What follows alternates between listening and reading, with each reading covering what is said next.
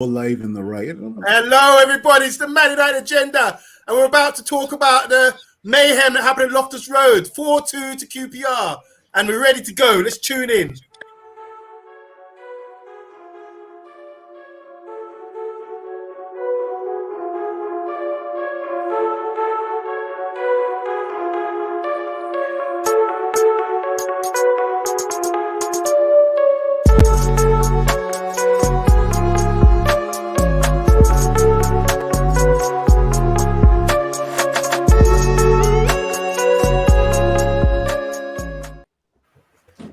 Greetings, everybody. This is Monday June from the Man United Agenda, and we're ready to go. We want to talk about the aftermath of the QPR 4, Man United 2 destruction at Loftus Road this afternoon. And here with me is our Bayesian friend, Big Phil. How you doing, Big Phil? Me, I'm doing well, man. How you guys doing? Not too bad, not too bad. And from America, we got Brit. How you doing, Brit? Hey, I'm doing very well, thank you, sir. It's international out here. Yep. And from West London, representing QPR, we got one of my top brethrens from years and years ago, Mr. Beefy, who was at the game today. How are you doing, Beefy? I'm good. I'm glad you said Big Phil's another Bayesian in the house. It's good. Oh, like that. Here we go. two big-chested guys. Yeah. I don't know what they feed you out there. Barbados. Come on, it's got to happen. So first of all, I just want to go around the room and just give me a little summary about the game, guys. What are your thoughts on it? Big Phil, do you want to just break it down just quickly about the lineup today? Yeah, so I mean, I was one of the few who watched the game kind of late, watched some of the extended highlights, but let's be real. Like I mentioned earlier in one of our WhatsApp groups, 3/4 of that team would not even get into the first 11, let alone on the bench, right? So when the defeat was almost inevitable, right? Kudos to QPR, because you can tell the difference between when they scored a goal and when we scored a goal. You know, when we scored a goal, it was more like yay, but when QPR scored a goal, it was like yeah, right? So I mean, no disrespect to QPR, right? And at the end of the day, it's QPR versus Manchester United, one of the biggest clubs in the world, right? That honestly will give QPR a boost of confidence, right? You know, to defeat Manchester United. Doesn't matter who was playing for Manchester United. It just shows it's not going to say QPR for Manchester United kids 2. It's going to say QPR for Manchester United 2. Doesn't matter who was playing. That's going to give a big boost of confidence to not only QPR players, not only the board, not only the staff surrounding them, but also the fans as well too. Right. What much can I say from a Manchester United perspective, right? On a positive note, before I give it back to you guys, right? There's something about Solskjaer. There's something about him that I want to see him around the first team. Not exactly maybe starting, but around the first team. He has some sort of a link-up play with the likes of Hannibal and Palestri when they're on the field. Right, I want to see Solskjaer contribute a bit more to the first team, or if there's a team out there that's willing to take him on loan and also give him first team, because some teams are going to take United players on loan but not give them any first team experience, right? Yeah. I would rather a team out there say, you know what, I see Solskjaer playing minimum 20 games for us, right? And that's 20 games starting, not 20 games coming off the bench. Right, like his name is Donny Van de Beek or Forrest Gump, right? So I mean, at the end of the day, I want to see Solskjaer do something. Elanga as well too. Want to watch out for. If he also wants to, if United also choose to send him on loan or to incorporate him into the first team, I definitely want to see what he can contribute, right? But it's only preseason, and I think we have 3 more games to go. And yeah, that's just my take, right? Dr. Phil, with your diagnosis, always clinical. I like it. Yeah. Coming to you, Brick. Do you want to add to that? Was there any players today you saw from Man United that you think could be potential or change your mind about their potential being a squad player in the first team? I don't think anything necessarily changed my mind. I think there were a few things that opened up to where we have really decisions to make, whether we send the guy out on loan or we keep him, like Big Phil's saying, near the first team, and which would be more beneficial for that player. Take the line. Do we want to send him out on first team, get played, or do we want to keep him around the DNA here so he can really, really get, because sometimes when guys are out on loan, they miss that, what being a Manchester United player is. So there's a couple guys, I think now we have to make a real decision on how we want to go forward in their career. And I don't know what the idea for Pellistri was, but this is like him and a few of the other guys, like Big Phil, are saying, stay close here. And if we can play him around 20, yeah, I think it'd be better to keep some of these younger kids. So considering we had like a majority kids out there and potential, only Solskjaer and maybe who's the guy who missed 3 chances? What's the name again up front?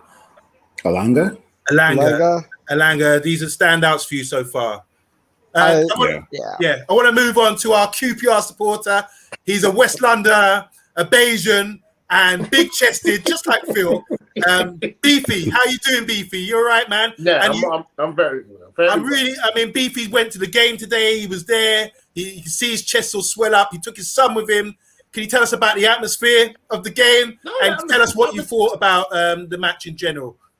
Okay, so that atmosphere, to be honest, was all right, actually. It was not too bad. It was good to see fans. I think, that people have been longing for that for so long now, just to see people integrating and, chatting refs, and, just getting into the game. And, it was good. It was really good from that perspective. But I'm going to go back to Mr. Dr. Phil or Big Phil, whatever his name is. Yeah? Because we know we're babies, but you guys, you're Manchester United. Your second team, your third team, whatever team you put out has gone out there to win the game. I think you're not giving us enough credit. I'll say that. First and foremost, if your second team went out there, you should be able to box us off the park. We're only a championship division team. That's the way I look at things. But in real terms, I think, there was a lot of kids out there. You got a man like Bradley Williams, who I thought was actually shocking. I've rated him for a long while. I said he's going to come through. But I think he was one of the worst. And if you look at all the goals, they were down that side. All down his side, got tarnished every time. Man took him apart. But no, in retrospect, I'm happy with my team. We look sharp. We look like we're ready. If I'm honest, we look like we're ready. We've signed 7 players. I don't think we've come to play no more games. So for us, really, at this time, I think we're looking at, at least getting in a promotion position, I would say personally. So I'll tell you something straight up, Beef, right? So you did mention that, with Man United's second team, we should be pumping a championship team like QPR. I can guarantee you, and I can say this with my chest here right now, you ask any Manchester United fan to rate our second team, they would probably put a question mark, right? Really? Our second team compared to the first team is night and day. Chalk and cheese. Carnival girl with no ass versus a girl with big ass.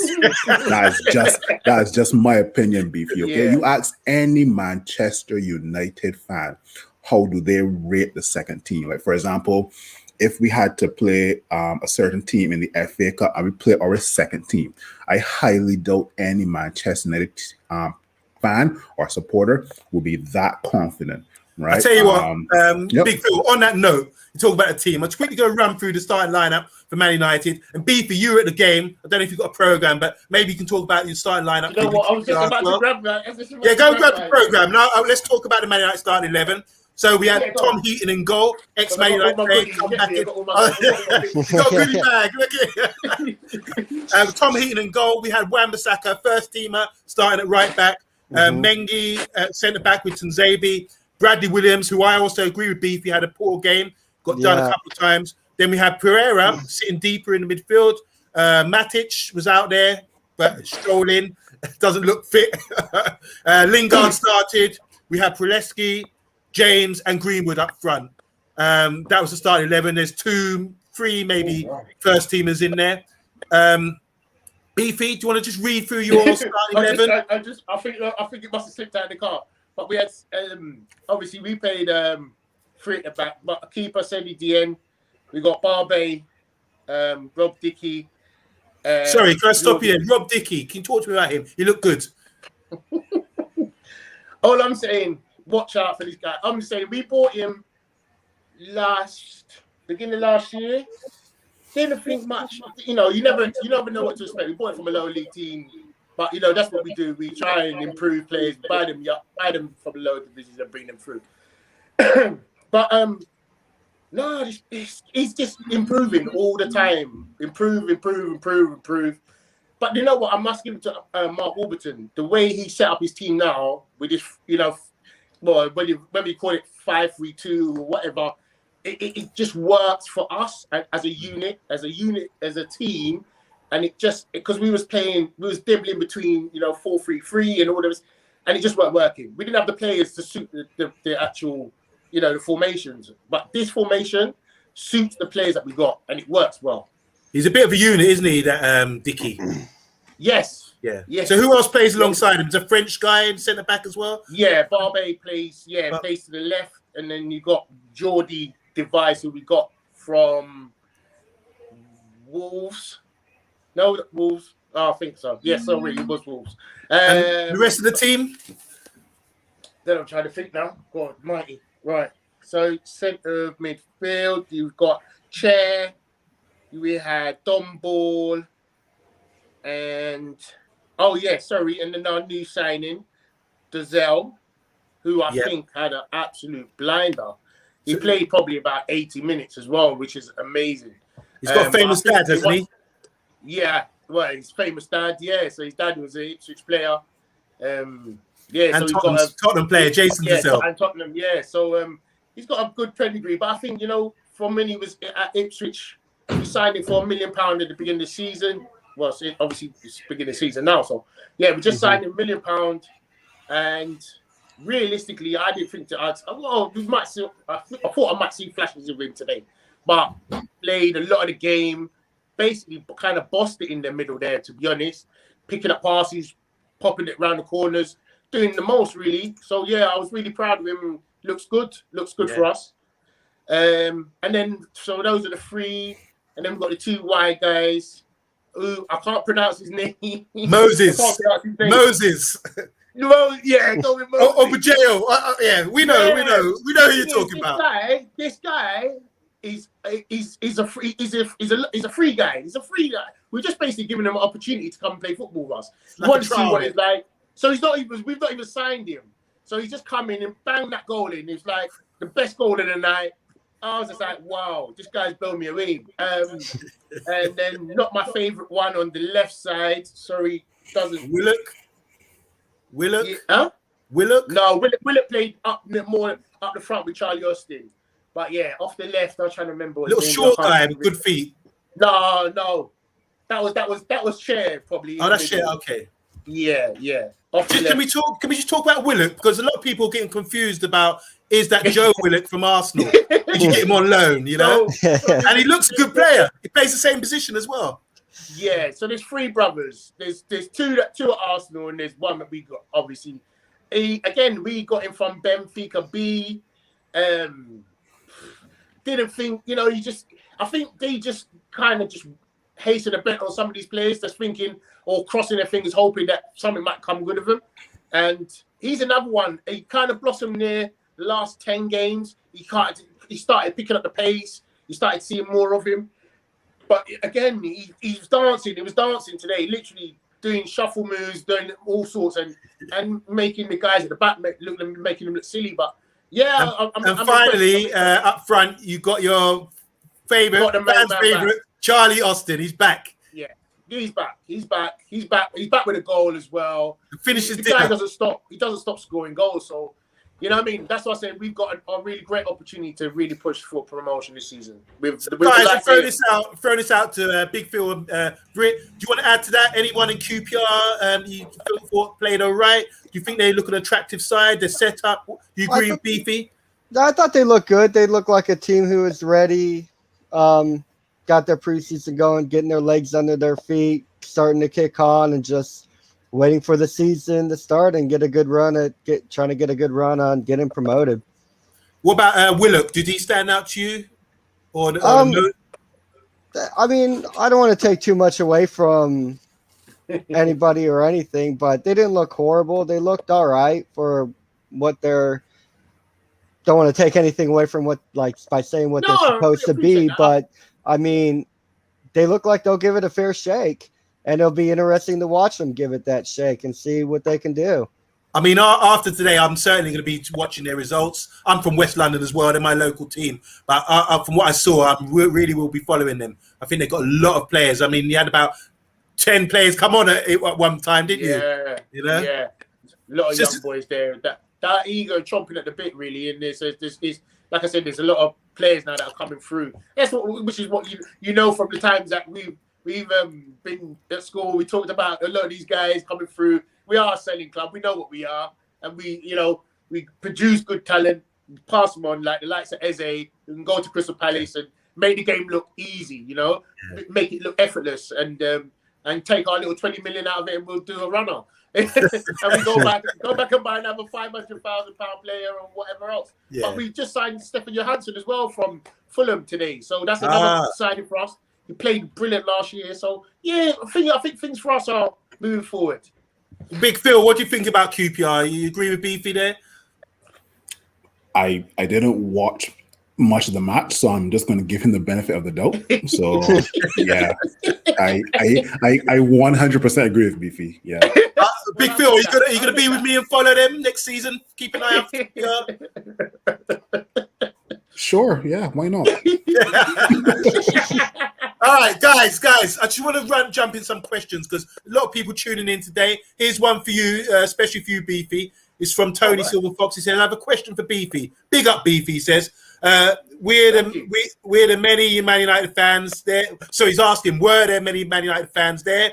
As a lot of Man United fans had the opportunity to finally see their team play in their hometown, meaning London. You remember when you always used to joke about that? The one time you get QPR, now you got Brentford to go to as well. So yeah.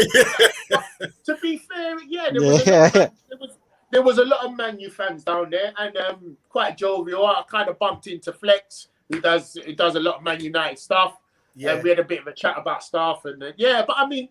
Yeah, there was a lot of fans down there. There was a lot of fans down there, and everyone seemed to be in good spirit. They didn't take it to the result too badly. We still have pre-season at the end of the day, innit? So just a shake out and a run out for the legs. But for us, like it's a big thing. Yeah, like you said, it's a big Man United coming to our door. We got to turn up, or to get turned over. Big. So just take a little time out now. Just want to announce something. We've got a Bruno Fernandes signed shirt to give away once we get 1,000 subscribers. So anyone out there, please subscribe. You've got an opportunity to get a wicked Bruno Fernandes shirt signed from the man himself. So just spread the word about the Man United agenda and FTB Sports, and just get your friends to subscribe for this. This is a great opportunity. You can wear that with pride, or you can hand it down. It's going to be, I think it's a large size. So Big Phil and Beefy. It wouldn't fit you, I'm afraid. That'll fit me like a brassiere. Great, you got opportunity. You can get this. So just moving on. I just want to talk quickly. Any of you guys want to interject? I'm just going to talk about what I saw today. QPR, Charlie Austin. He reeled off a header. Good morning. Headed it right down. I thought the defender was staring right at the play. He didn't see where Charlie Austin was. Kind of peeled off the defender, had a free header, and buried it to the bottom corner. That's what he does. Though. That is Charlie Austin in a heartbeat. He does it every time. If we watch him every single time, he'll peel off a man, and they don't even see. They look round, he's gone, and then balls in the back of the net. He does. Anything to add to that, guys, about that goal? Poor defending. I'm on the poor defending side. He didn't like make this awesome run to get away from the defender. He was just freaking standing there. And we have guys who still, I know it's preseason, aren't exactly sure where they're supposed to be. Yeah. And this is just continuation on it. We've been off for a few months, so I didn't expect the problem to go away. Yeah, he was more he was more ball watching. He wasn't aware of his surroundings, and Charlie Austin had an easy header, easy 1, 2, 3 ABC. He could have stood there and not moved his head, and that ball was hitting off his head and going in. You still have to put him away though. I thought he done delightful. That headed it right down in the corner. Keeper had no chance. You know. Fair you do. Moving on to Moses. I'm not going to pronounce his second name, but he got the ball from the right hand side, shrugged off Williams, cut inside onto his left foot. And you know the rest, Beefy. Do you want to take it away from there? I don't need to say no more. It was the best goal. It was the best goal that out of the lot for me. That was the best goal. He just whipped it to the top corner. It was like, all right, cool. I think you've got a contract, mate. That's all I'm going to say. Hey guys, actually, it won't be in the morning. I think probably sang after the game. That's a good way to announce himself. I'm watching out for him now. The two Man United, Big Phil, Britt. What do you think about Brandon Williams there? Do you think he was should have showed him down the right to consider he's left-footed? We're after Trippier. We're after Trippier for a reason. We're after a fullback for a reason, and well, that's why. Big Phil. It doesn't mean he's gone or anything. It just means we're getting somebody to get in front of him in line. We have to. Yeah, Big Phil. What do you think of Brandon Williams with that goal there? What do I think of him? I don't think nothing of him. Okay. Okay. Brandon Williams has got to go then. Good. I agree with you. I agree. The next goal, Lyndon Dykes, Scottish international. That's right. First goal was a cross by Willock across the face of the goal. Bit of a mix-up by defenders. No one really cleared it, got it out. He got cut back to Dykes, and he hit it in, and he got a deflection off Tunzabi. So that I thought errors there with Man United. No one was picking up. They had a free ball into the box, and no one really, second, third ball, no one really picked up, and Dykes was there to slot it away. Anyone want to add to that? Yeah, Wan-Bissaka again wasn't aware of his surroundings. He just let the ball run across the box, and it's funny because he's looking to make a tackle to the right, but like the ball went to the left in terms of like being played back, and then obviously it deflected off of Tuanzebe. So I think that made the score 3-1. Mm-hmm. So yeah, wasn't. I mean, Aaron Wan-Bissaka looks like so demotivated, right? I mean, after not getting a call for the England national team, and then showing in preseason. I mean, it's only preseason, right? But if Aaron Wan-Bissaka isn't careful, he's going to be our weakest link in defense come next season. I'm going to say that with my chest. So yeah, big call. Britt, I think Big Phil hit it spot on for that one. I don't think there's really much else to add to it, except for the fact that we might have a problem if he doesn't fix his head, and we're in a state it don't matter these new signings. If we have a problem at the back, which was going to be part of a reliable thing moving forward, things all of a sudden aren't looking as good as we thought they might have been yesterday. Great point. Beefy, coming to you, the QPR seem to play a lot of possession in our box, sort of with the overlap with the wing back, being comfortable playing in those areas and popping it around and then getting the cross in. So what do you think about that goal, Dykes' first goal? It was just mistakes. I think mistakes being made and not clearing the ball really. I think it was a nothing goal. It was just glad he got it in. But going back to you guys' point about Wan-Bissaka, he was never going to be picked for the Euros because they already covered that position. So I don't think his head's down because of that. I think he's just generally just down. He just can't pick himself up at the moment, and I think that's all it is. I don't think nothing to do with the Euros and all of that because he would never got picked for the Euros. But I believe anyway. But I think I think he's just not. He's not feeling himself at the moment. He just needs a little hug around him, little cuddle or something. I don't know. You know what it's like. Sometimes man puts their arm around you. Come on, bro. Like, you could do it. And then, you might shape himself up. Nice little dig there. Okay. Moving on. Sorry, the last goal here from QPR. It was Dykes again. He did something similar to Moses. He cuts in from the right, attacks Brandon Williams, shrugs him off like nothing, and shoots. Just slots it in. Ball went under Tunzebi's legs. And at this point, I'm sure Beefy and his son were going crazy. So at that point, I literally threw my 5-year-old up in the air, and I don't know where he went, but I scrambled him, and I managed to catch him again. But he's all right. He ain't got no broken limbs. Please don't come after me. But yeah, I think it was a great finish. It was just a good. Like I said, from the start, Brandon Williams, and the thing is, I actually wanted to see this guy play because I've seen him and I've heard about him. I'm saying, back up for Luke Shaw, but. No, we had toast, bread, marmalade, whatever you want. He was on. You can have him. We'll probably make him a better player, but you never know. Yeah. Maybe championship is where he's heading to. Okay, so moving on, guys. Let's just talk about. I've made some notes here about the game. Elanga, he had 3 almost one-on-ones. The first one, he's second touch was poor, ran it straight into the keeper, jumped on the keeper. The second one, he's probably feeling a bit lacking confidence. He tried to pass it to Greenwood, and one of them was offside. And the third one was just hit it straight at the keeper. Elanga, he's got pace, but are we seeing enough from him, guys? Big Phil. Let's be real. He's still a youngster learning his craft, learning his trade.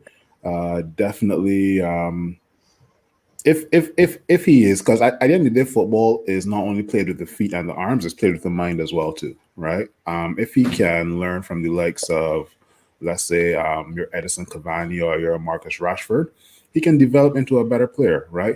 But he's a guy that will not get a sniff around the first team, right? But he does have something there, right?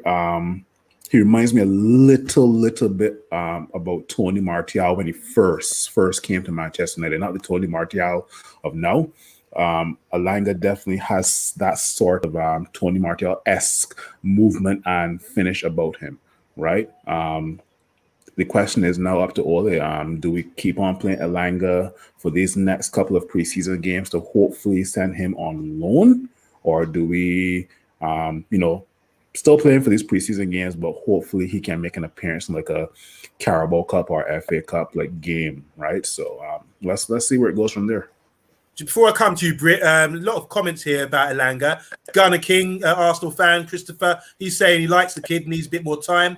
We've got Jacob here talking about Elanga as well. Team played poor, but we've got to play week in, week out. Agree. Decision making is good and can only improve. You would hope he would. And Gunnar King has said he may need a loan to a championship team for next season, but it looks for talent. Britt, what do you think? Do you want to add to that about Elanga? That second one, I don't think he was offside. I think they called Greenwood offside, but the ball didn't go to him. But anyway, I thought he was onside that play. We should have seen what that play happened. Outside of that, yeah, I think people are right. He has a very, very nice future. He looks the part. But, with a club like ours, it's hard to hold on to he looks the part because then we'll be sitting here in 5 years still talking about the kid's potential. Yeah. And well, we can't be doing that. So he looks good. We give him the opportunity. It'll be his decision on how he wants to take that opportunity, but he looks good. He looks like he could play the part if he pays attention and listens to people. So just someone who's really qualified to talk about Elanga today, is that you? It's you, Beefy. You've seen him in first hand. I saw you shaking your head about the offside, but we had 3 real good chances. What's your opinion on our young boy Elanga? Yeah. Attributes. Tick. Yeah, he's got attributes. It's just a matter of being bedded into the side. Probably not yet. He's not ready for that yet. Right. But yeah, he looks a player. That's what I'm saying. He looks a player. You know what we like, power pace. Yeah. So I just think maybe a loan, if they potentially would do that, I think he would do well maybe at a championship club, personally. But yeah, he's definitely got good attributes. Okay. So getting a lot of comments here, Stills talking about the loan for him, championships, clubs, that sort of thing. I just want to read out now because there were a lot of subs from Man United. I couldn't catch all of QPR's subs. So many of these guys come on that I just don't know, never heard of before. Maybe you can add to that, summarize about them a bit later, Beefy. But we had Grant come on for Heaton. We had Fish come on at centre-back. Bernard come on at centre-back. Gabriel come on at right-back. Garner came on at half-time for Matic. Levitt came in the middle of the park as well for Piera. We had Hannibal in there. Came on for, was it Lingard maybe? Yep. Mata came on for Pelestri. Shortire came on for James. Elanga came on maybe for Greenwood. And Hugo came on as well, the big striker for us, young striker. He missed a couple of decent chances himself. Out of those names, anyone want to talk about anyone in particular there? Hannibal, Hugo. I know we spoke about Shurtai already. Anyone? Yeah, not really outside of what we spoke to. I mean, they looked what I thought they would look. Nothing really jumped out. Nothing surprised me. I see the lack of depth of quality everybody can see in that midfield. I mean, yeah, I know nobody here is going to be sniffing the first team, but it does show you if somebody goes down, our midfield is lacking quality in the development area. Our forwards looking good. Defense, it's looking all right, I guess. But that midfield, it just outside of those starters, things get really, really hairy. There's a lot of talk about Joel Garner, Britt, about he went on loan last year, played in the Championship for Watford and Nottingham Forest, and really done well at Forest. The fans loved him. Did you see anything from him today that impressed you? I mean, he looked all right. I mean, he's probably a little bit better than a Championship player, but top table Premier League, it'll be yet to be seen. I hope he can. There's a lot of hype around him, and he's going to be really good. But we say that about a lot of people, like I've already said. Yeah. So it's hard to hang your hat on potential because you can't do it forever. And he could be like Lingard. Yeah. Just outside of a Man United shirt, look good, but put on a United shirt, and all we do is see potential, more potential. Big Phil, you want to add to that, Doctor? I don't get hyped around youth players these days.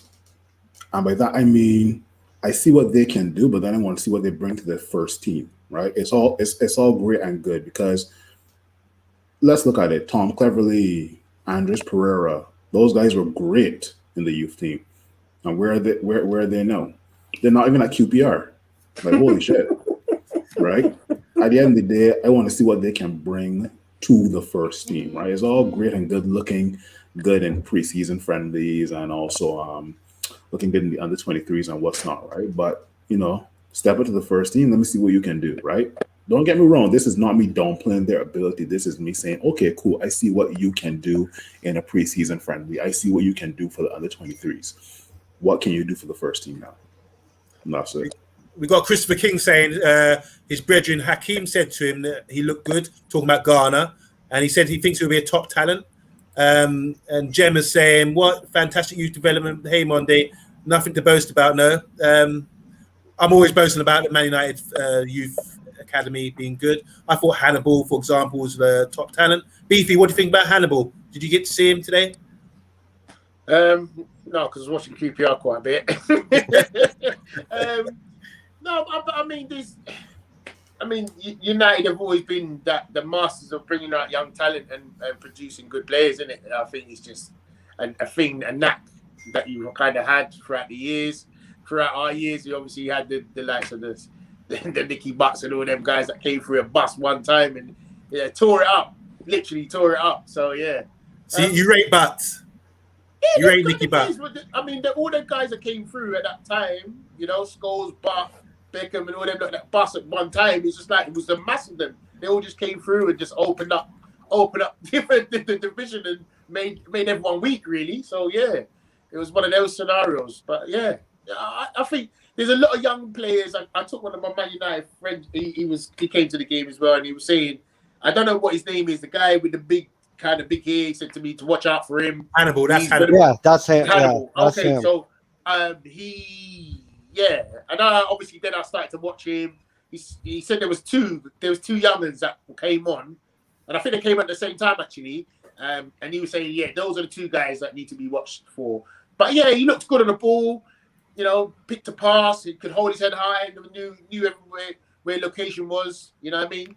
He could deliver like Postman Pat. So yeah, it's just one of them things. Yeah, it was on it. Yeah, delivering like Postman Pat. I like that. So guys, we're gonna wrap up now, but I just want to say to Beefy, we deal with Man United and the Premiership, but we'd love for you to come on the show again and just give us your perspective as a QPR fan down in the Championship. I really do wish you luck now. Now, after seeing you guys play today, I really do hope you push on and make the playoffs or even further. You were saying you hope you get up, but are you confident with the side? I know you got a good manager. I'll be honest. I'm ready. I bought my season ticket. I haven't bought a season ticket for years, so I bought my season ticket, and I said to my son, "We're going to do it this year." And the board have shown commitment. The team. That the manager's showing his commitment with buying the players that he needs to get to progress us.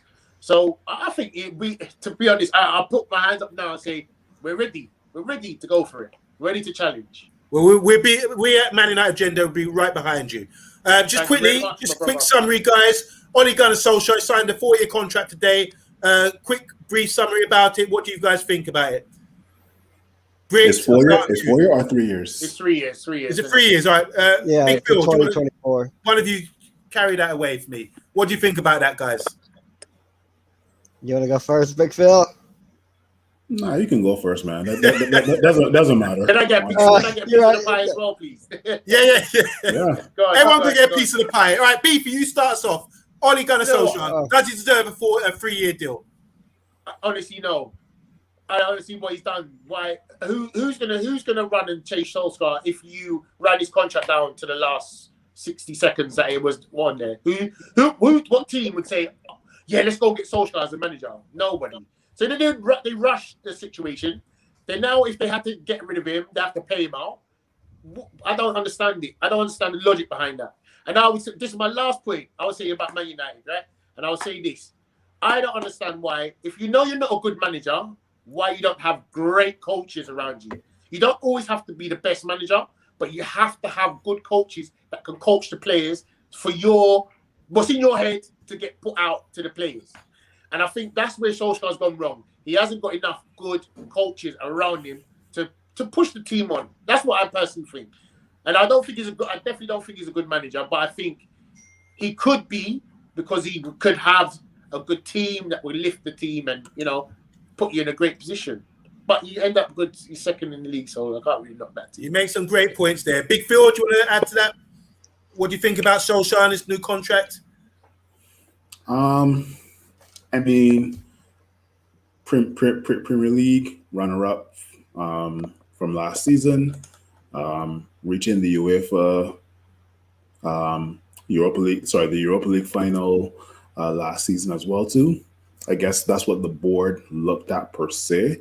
And, the board want Ole Gunnar Solskjaer to improve on those two standout things, right? Keep the unbeaten record, but also have to improve on the home record as well too, right? But I think the board is looking at with regards to, what Ole Gunnar Solskjaer have the team progress to do and achieve. No silverware as yet, but who knows? Who knows, right? And that's something I'll be discussing on, the Dr. Phil show with regards to, breaking down Ole Gunnar Solskjaer, and let's see what position Ole Gunnar Solskjaer is and Manchester United come, Christmas time, right? Will Ole be still a manager, or will he have his bags packing? When is your surgery open? My surgery is going to be open. So how I'm going to do it, I'll be honest with you. I'll do a surgery like every 5 games. So 5, 10, 15. I don't want to be one of those fans that, as soon as Man United lose their first or second game, is all of a sudden like, boom, let's Yeah. get Ole out trending, right? I'm more of a guy who's gonna break it down every 5 to 7 games, right? Analyze how Ole Gunnar Solskjaer did over these 5 games, because let's be real. I'm giving him till Christmas because that should be enough time for him to, know what to do with this Man United team, right? He's had 2 years now at the club. We've seen United, we've seen Manchester City go to a Champions League final before us and also win the league. We've seen Liverpool lift a Premier League title. Liverpool would have never lifted a Premier League title under Sir Alex Ferguson, right? And that's like, fans like Gemma who's coming out to comment these days now, right? Because all of a sudden Liverpool are relevant now. So Gemma has bought her new keyboard and now she's typing away. But anyway, let's stick to Ole Gunnar. Let's stick to Ole Gunnar Solskjaer, right? Christmas time, let's see what position he is in. Let's see what position Man United are in. And I will come up with probably 2 or 3 managers that can probably replace Ole Gunnar Solskjaer if he is failing. And So watch out, Mark Warburton, then, because he could be on our radar after today.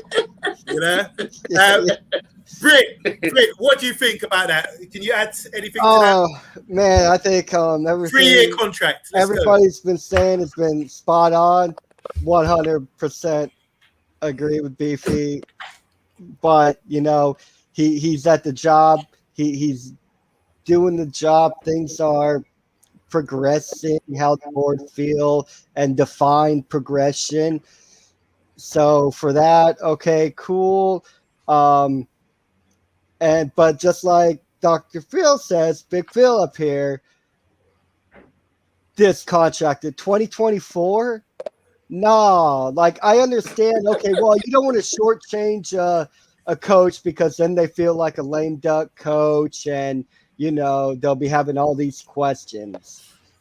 So I get that, but 2024, that's a long way away, man. And now, like we said, if it does go wrong, because they're going to make this decision every Christmas. Until, we're winning silverware, then there won't be the question. But it is, what do we look like at Christmas? Because if we're not on this same track, Ole will be sacked. 100% guarantee it, write it down, and he should have been. Now you're paying him a whole bunch of money now. Now, I'll also be a little bit fair in terms of the Premier League isn't the only competition we're playing in. If we're doing well in, let's say, the FA Cup and the Champions League, but we're not doing well in the Premier League, then maybe, I'll say here right now, there's a little bit of leeway, a little bit of Monday, just a little bit. But if we're doing poor on all fronts, then it's so long, farewell, auf Wiedersehen, au revoir. Okay. Guys, the deal. But we'll have a list of managers who can take this job and not just be these overreactionary Ole out. Well, who do you want? Yeah. Somebody, and then they just name these attributes.